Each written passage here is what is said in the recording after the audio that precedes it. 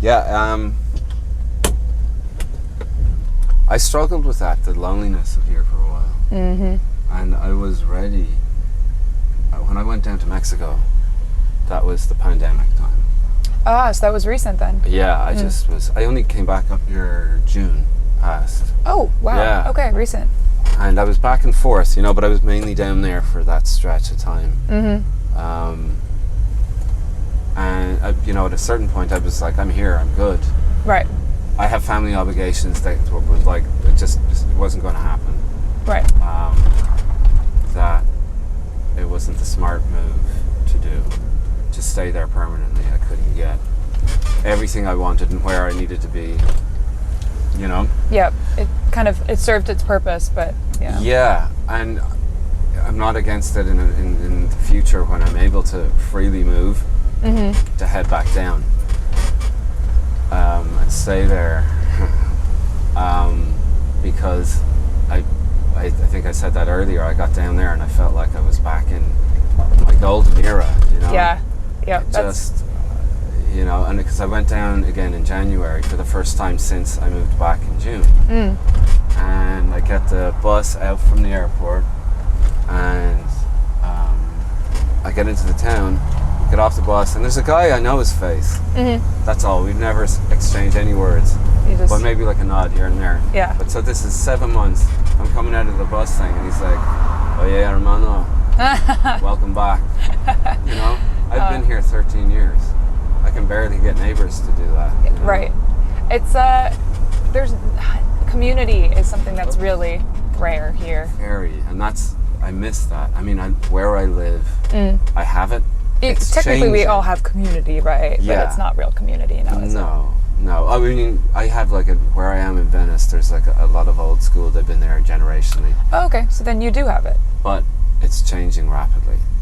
It's just the gentrification, the turnover. Yeah, once they move, someone new comes in, and the new people come in, and they don't. Not to bash your business, but these tech people are like, they don't want to interact. They don't want to talk. They don't even say hello. It's very. My generation. I'm your neighbor, man. I could, if something goes wrong, I got my eyes on your place if you want to, but.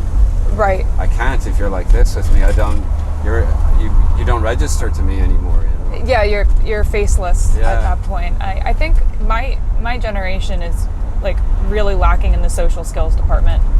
It's certainly a lot to do with social media. Oh yeah, the depersonalization. You can just you don't like you said, you can have the premeditation of what you're going to say, what you're going to do. It requires a lot less on the spot thinking and mm-hmm. And then there's the ability to go next whenever you want. Right. And then it's just everyone holds each other to these impossible standards, mm-hmm. and of everything, of wealth, of beauty, of right. I see interesting interviews that people will do. They're speaking to a lot of girls, and they ask them, "What is?" Now, let's put it to you. Do you have an ideal man? What you're looking for? Yes, I would say there's a couple of non-negotiables that I'm looking for, but as far as aesthetics, certain maybe more of numerical things like age, height, I can compromise on those, but I guess there's more facets to someone's personality that are non-negotiable, like them wanting to live abroad with me, or kind of being more free-spirited or open to dropping things. I can be also very spontaneous, so someone that kind of jives alongside of that. But again, I don't have a set. I know a lot of girls he needs to be 6'2". I mean, granted, I'm a tall woman, so all the sixes, right? The girls. You've heard that one? No, I haven't heard that one. The girls, the one all sixes across the board. Oh, yeah. I get that. You know what I mean? Yeah. That's clever. Yeah, but it's 666. Yeah, and then there you go. Sometimes I wish I were gay. My sister's gay, and her life. Do you think her life is easier? No, because she has to. Women are crazy too, so I don't think there's any women. Are crazy. There's no winning in this. But, it just is that way. There's no winning. Yeah. So back to you though. I'm prying into your likes, your dislikes. When you said there's certain non-negotiables, that's all to do with being able to travel, you having your space essentially. Yeah, but I also I'm not children. Yes. Yeah. So now the older I get, that's becoming more and more a discussion topic, and like it's very polarizing. Some people are like they know that they want kids, they're on a timeline. Again, I'm not necessarily I wouldn't say like hard no, like maybe it would happen in an alternate dimension where I met like the perfect person and I was like ready for it and ready to settle down. But I don't know, I'm not selfish per se, but I just feel like I have a lot more investing in myself than I need to do for the foreseeable future.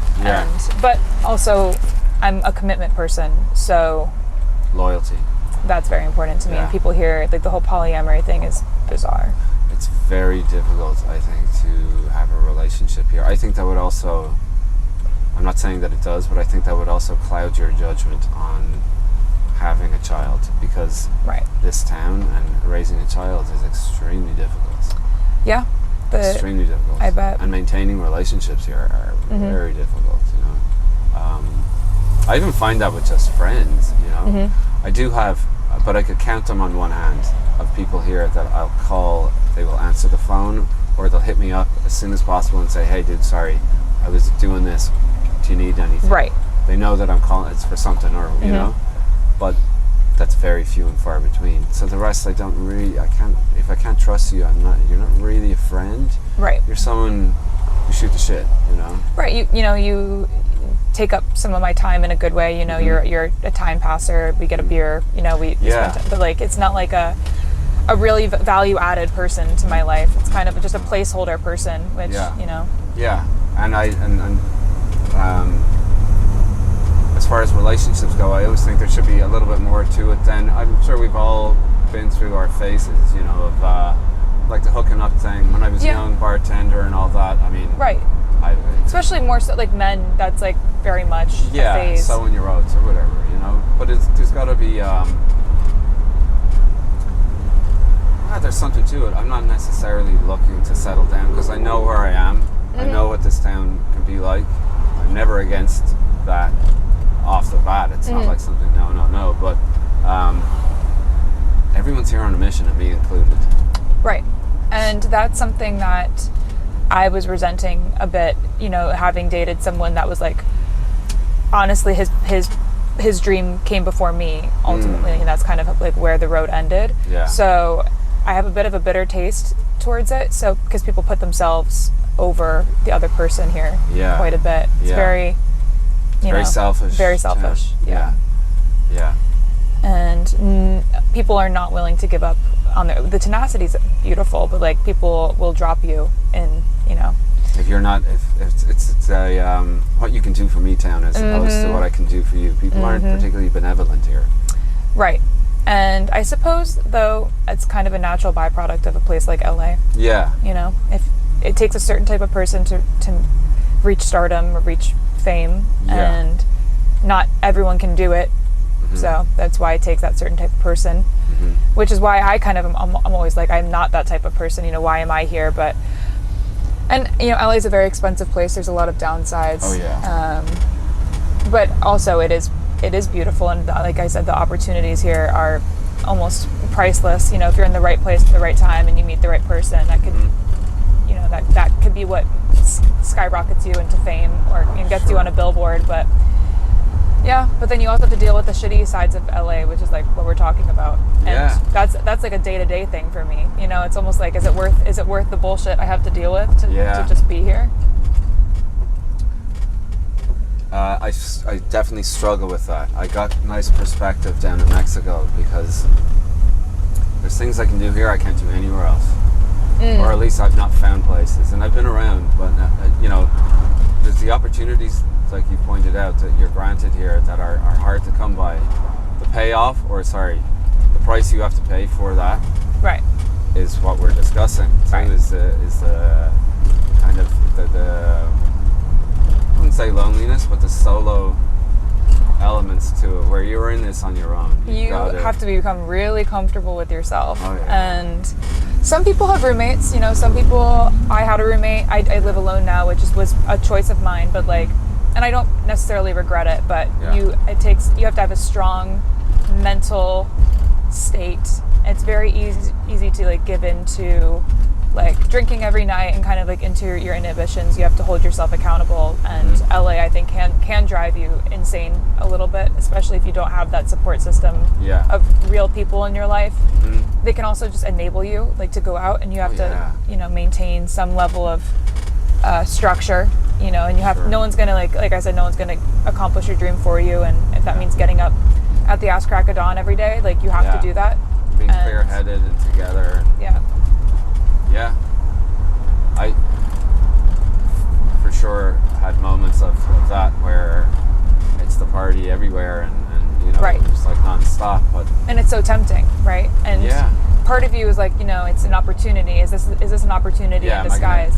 Sure, I guess if you look at it that way, but you have to be also strategic, and you know, if it's going to hold you back actually from accomplishing more, then it's not an opportunity. Balance is key. You know, if you can do week on, week off, nothing wrong with that. That's kind of that's what I subscribe to. I kind of hermit for a weekend and then alternate, and that's what keeps me more sane, because then it becomes so habitual that every weekend you feel like it's not a time for respite. It's like kind of it's like another job almost that you have to do, and you know. And you do have to get out there. You have to be out and about. You have to be noticed. You have to play that game. Whether that means going out and joining in the party, like drinking or what, or just going out there and making an appearance and leaving. It's important. If you're not seen here, people forget very fast.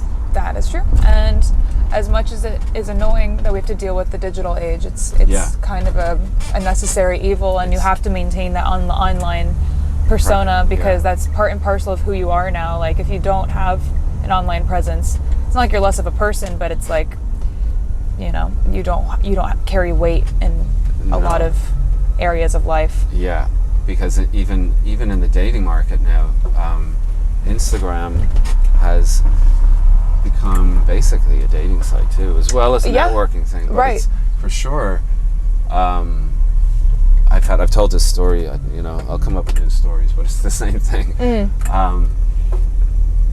But I've had where I've been judged off my Instagram, as opposed to someone wants to find out what you can do for them. Right. Yes. Very transactional. If I can give them a leg up somewhere, there's someone. It's like the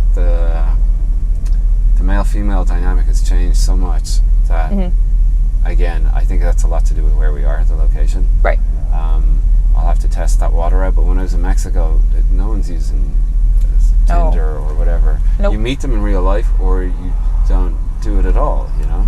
That's, And here I've had it, I've been in bars, and, you know, I'm like flirting, dropping every Irish little thing out of my mouth that I can come up with, and I'm getting every gig putting going. the charm on. Oh yeah, getting every gig going. You know, it's all there, and then it comes to, feels more safe to trade Instagram at first, but blah blah blah blah blah, and I'm just going, right, I know where this is going. It's just a waste of time now, because you're going to see I don't have anything that you can piggyback. You can just climb on my shoulders and get to where you want to go, and now I've lost that thing as well. You know, and so it's a shame. It's a shame that that we've come to this, you know. Yeah, but I think it's also kind of an evolution that was bound to happen. It's I don't know if there's any deviating from it at this point. I hate to say I agree with you. As much as I wish that weren't the case. I'm hoping one day, you know, right place, right time, right person. Yeah, you know, these things do happen, and it's like you said, crazier things have happened. It's when you let go, things just pop up. Right. You know. That's very true. But you know, it's easy to. I kind of lump the whole U.S. into your experience of where you are right now, or just out of laziness, mental laziness maybe. But in Vegas over the weekend, people were so great and so warm and friendly, and you know, and the flirting was back there again, and there was no one doing this, no Instagram nonsense. It was straight up like, it's tit for tat here. It's super like, you know, like transactional. Everything is transactional, and there's like a lack of authenticity in people that, you know, that's kind of the trade-off for being here. Yeah, it's a turn-off though, you know. Oh, 100%. You know, yeah. It's just, I just don't. I'm a romantic at heart, I guess. You know, I like that. weekend. No, so I was down at the weekend. Just before I left, I was in Rainbow Acres. Picking Not familiar. It's not a Whole Foods. It's a small market, very small. Okay. But they have a lot of good, like natural soaps and things like that. Their food tends to be overpriced, but it's a smaller spot, so there you go. Yeah, makes sense. But they have a lot of things that I like, and I like their honey. They have great raw honey, and so I'll go there for that. But I went in, and it was one of those days where the world is smiling back at you, and I'm in there, and there's these 80s tunes on. I hadn't heard them for so long, and they were one after the other. I got up to the counter and I couldn't. I was just beaming, and I was like, "It's this good music day." She goes, "Oh, it's your birthday. You get 10% off." I says, "No, good music day." She goes, "And it's your birthday." and now it's your birthday. And now it's your birthday, right? See, a smile can do so much. It's infectious. Absolutely, and it just threw me back. I came home, and I went on iTunes on the store looking for that particular tune and what compilation it's on. It was like 80s stuff. I had to get it, you know, just to hear it. And for some of them, I was very young. I was like, 5 or 6 or 7 or something, but they were played over the years. And they were also, I heard them in my teens and even later. Right. But the ability for music to just pick you up and transport you to a certain time and a feeling and a place. Inexplicable. That's like the love. I feel loved then. I'm with the most beautiful girl in the world, and I'm absolutely content. And music has that ability, and it reminds you, it's only you. You have the control for that, Yes.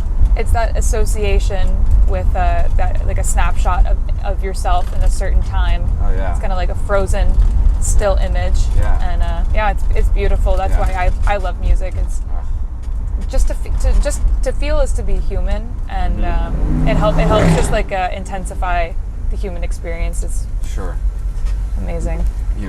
A lot of what we're saying with how LA can give you so much time on your own, whether you really want it or not,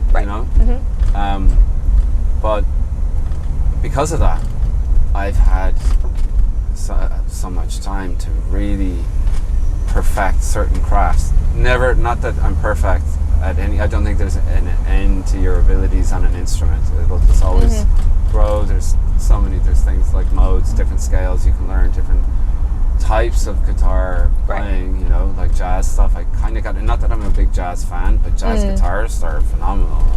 Right. But I guess what I'm getting at is that the gifts that LA can give you, there is a gift in solitude. Yes. You can really make something out of yourself for yourself with the time that it gives you. It's easy to be it can distract you. I think it's good to be in tune with who you really are, and you can make decisions that are more authentic to you. But it's scary to be with yourself sometimes. So I understand why people, want to drink or use or be out with people all the time, because you don't have to have the hard conversations with yourself as much. Yeah. It's like you have to get to know a whole new person. Like, you would think that it's the concept of you is you, but it's actually like getting to know someone else. It's kind of hard. It's like yourself removed. Yeah. There's an element of toughening up involved though as well. Yeah. Of going, it's easy. It's like you said, you can see how that happens to people. I've been guilty of that. Right. I definitely took advantage of poor me. But that's like an internal voice that's beating you down. Yeah. That you have to toughen up and overcome that. Sometimes for people,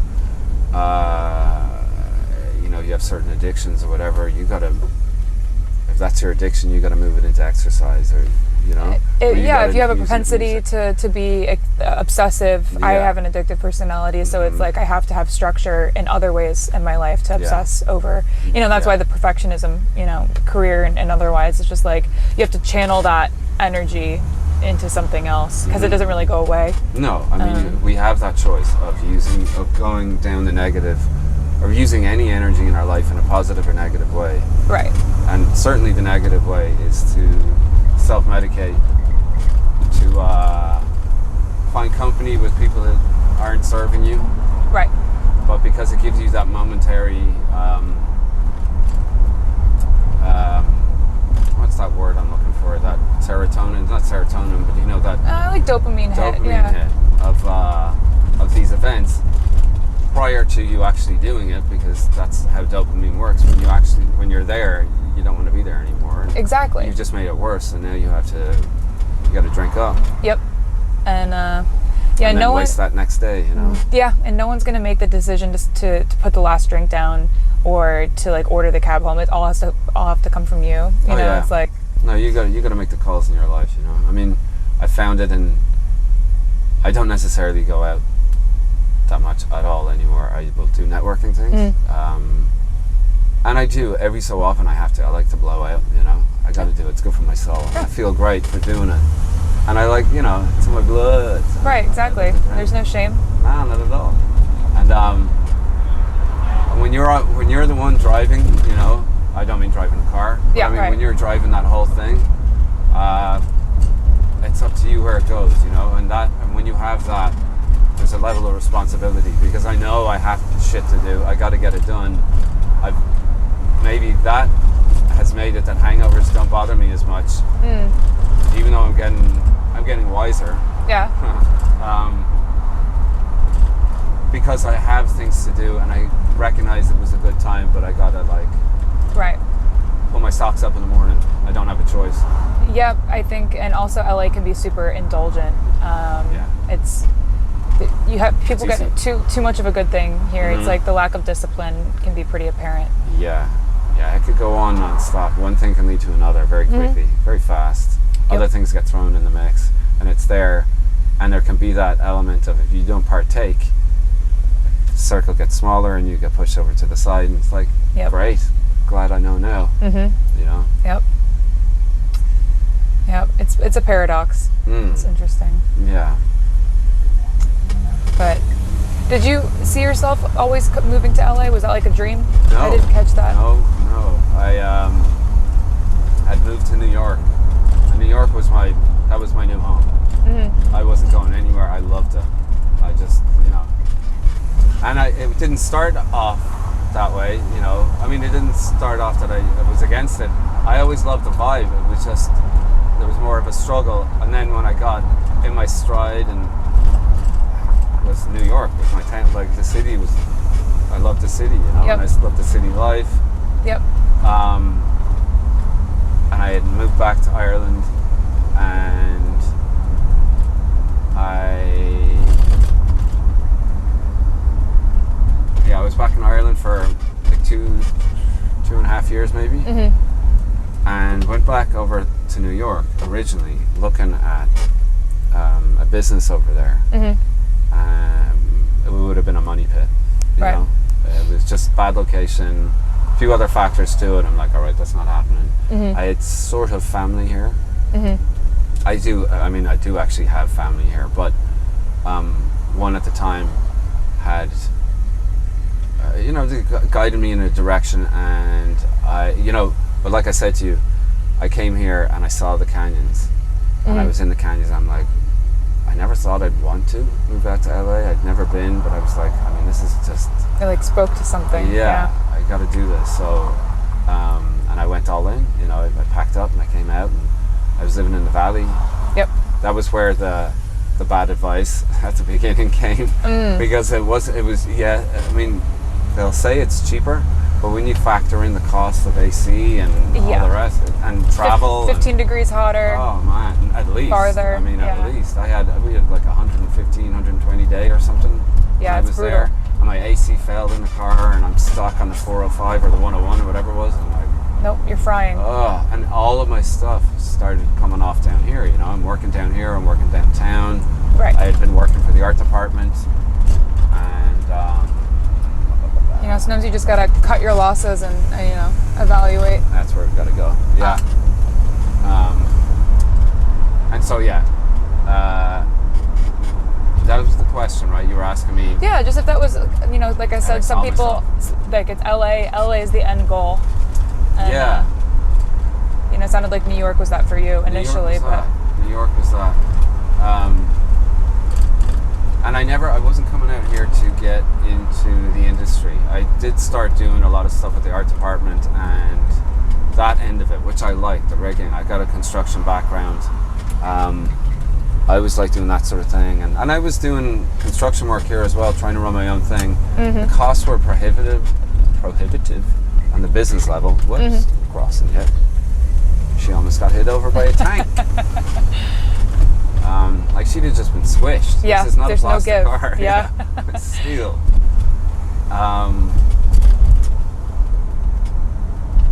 But you never know. It's a land of opportunity as well. Things popped up. Yeah. And I went on something. I just did not like the vibe. I didn't enjoy the process, I guess. Of what? I got offered, like, I was at a party, this woman, she was an agent, she's like, come down to my agency. I got stuff, whatever. And I was at some show, I was with people, and their names, and all the rest. I'm like, really? I mean, I don't know. She's like, it doesn't matter. The way it's done, and you're not major, but it's there. And I was like, oh, whatever. It fell through anyway. Right. And then I was sent on auditions and things like that. And I wasn't comfortable. It wasn't for me. And I kind of beat myself up over I should be able to do something like this, but and then it shows you. I mean, it's a skill, it's a talent, you know. Exactly, and so, it's also a muscle. You kind of have to. You have to practice it, and you have to learn it. And it's like playing an instrument, you know. It's not that. It's not you just pick it up and start jamming. You know, you gotta. There's a lot to it. There's timing. Yep. You know, that's how you hit the note. So it's how you say things. All the rest of it. Anyway, long story short, on my acting career that never happened. It wasn't a goal for me here. Even music wasn't like, I'd like to do my own thing. I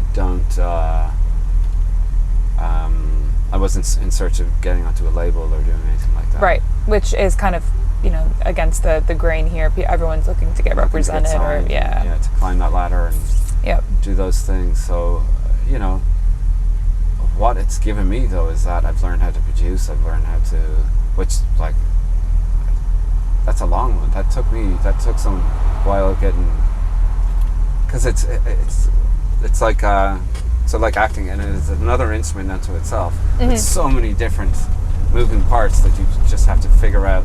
Right. In the process. God bless the internet sometimes, because I swear, with YouTube taught me how to do that. You can become a master in a craft that you may have never known prior. Again, so the internet is this double-edged sword. Yeah, like, I it's here resent to it, stay. and it's about how you use it and how you don't use it. But yes, as far as skills go, I think it's been massively helpful.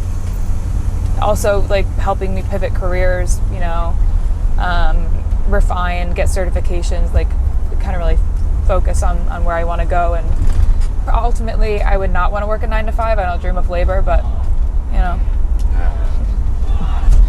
Guaranteed they work in tech. Oh, for sure. That's exactly something they would do. And those are the kind of people that have to go to an office. The rah-rah stuff. You have to get jizzed up in the morning, right? Yeah, well, I think that's also the beauty of LA is it it's always never been a 9 to 5 super-centric place, which is refreshing.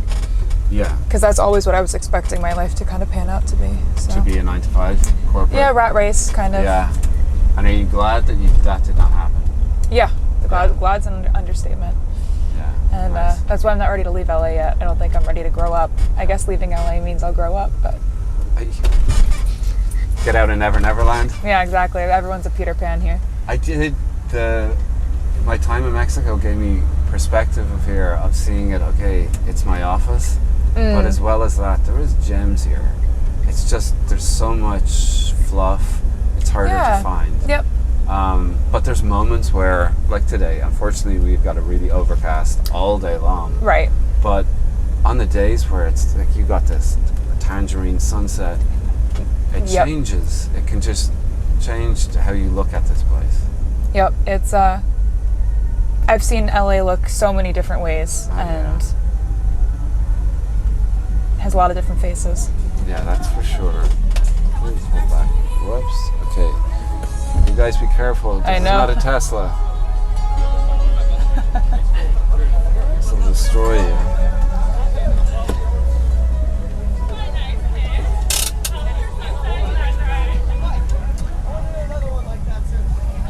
I reckon it's a monthly thing. Yeah. Or it's a club. It could I be think one it of might those be clubs. a club. Like a meetup deal. Good for them. You know? Yeah. Whatever works for you, I say keep going. Keep doing it. Why is this popping up? Go away now. Yeah, we're going to get a nice photo of you. Yeah, for But sure. I think we should wrap this up, though.